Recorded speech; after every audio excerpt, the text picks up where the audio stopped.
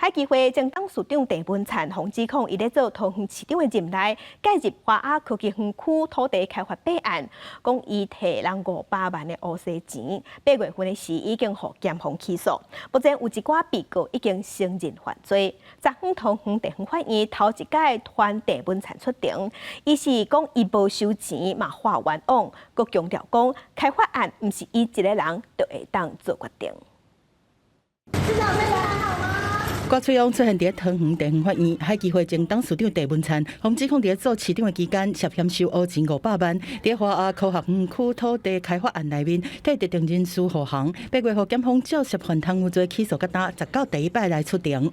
市长还是拒绝认罪吗？明显真正侪郑文灿面对镜头，啥物拢袂讲。不过伫庭审的时阵，伊是大声发冤枉，准备20点来答辩。其中针对检方指控，伫106年9月迄天，做白手套的台塑前高层廖俊祥，为着开发案砸500万装伫落仔内面，送去市长的官邸。郑文灿伫知影廖俊祥红敢听，则伫1年后，佫甲钱还互伊。郑文灿是反驳讲，毋捌收过乌钱，是过两天才发现对方有留一个落仔，真侪摆要求因摕转去，因拢无来。才造成检方的误会，和台塑的干部联谊和开发案无关系。郑文灿强调讲，开发案是营建署和市府的人员判断的，并不是一个人决定。佮讲到做市长8当，真侪摆拢得到5000的肯定，相信司法会刑以清白。莫非检察官误解国家建设的定数？公诉检察官会针对我们的起诉的一个犯罪事情的证据那个在法庭上，我想我们当然会来做一个举证，来实行来一个公诉郑文灿一审的律师团内面有2个人拢是检察官出身的，